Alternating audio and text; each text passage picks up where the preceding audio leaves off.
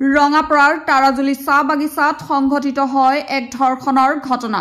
শাৰীৰিকভাৱে সক্ষম এগৰাকী 12 বছৰীয়া কিশোৰীক তাৰাজুলি চাহ বাগিচাৰ এজন যুৱকে ধৰ্ষণ কৰাৰ ঘটনা পোহৰলৈ আহিছে। যোৱা 1 অক্টোবৰত কিশোৰীগৰাকীক ধৰ্ষণ কৰিছিল তাৰাজুলি চাহ বাগিচাৰ চিমন জেনা নামৰ যুৱকজনে। ঘটনাটি পোহৰলৈ আহে বহু পলমকৈ। ইতিমধ্যে ধৰ্ষণকাৰীক ৰঙাপাৰা আৰক্ষীয়ে আটক কৰি জেল হাজতলৈ প্ৰেৰণ কৰিছে।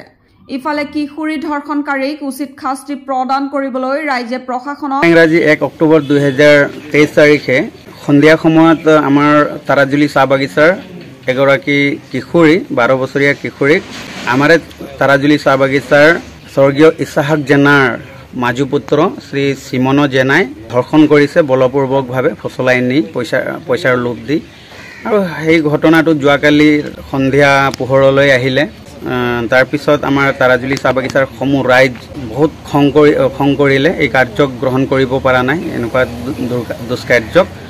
লগে লগে আৰক্ষীয়ে গৈ আমাৰ সেই যুৱকজনক আটক কৰি কৰায়ত্ব কৰিছে। যদিও আমাৰ ৰাইজে সন্তুষ্ট হোৱা নাই, তেখেতক কঠোৰছে কঠোৰ শাস্তি বিহিবৰ কাৰণে আমাৰ প্ৰশাসনক দাবী জনাই নিশা প্ৰায় 2টামান বজা ৰাতিলৈকে ইয়াতে থানা ঘেৰাও কাৰ্যসূচী কৰিছে। আৰু তেখেতসকলে আশা কৰিছে আমাৰ সমূহ ৰাইজে আমাৰ চৰকাৰ বা আমাৰ প্ৰশাসনৰ ওপৰত আশা ৰাখিছে যে এক সুন্দৰ ন্যায় পাম বুলি পেলাই। আৰু আমাৰ প্ৰশাসনে যাতে এক কঠোৰ শাস্তি দোষীজনক দি পেলাই সন্তুষ্ট কৰক।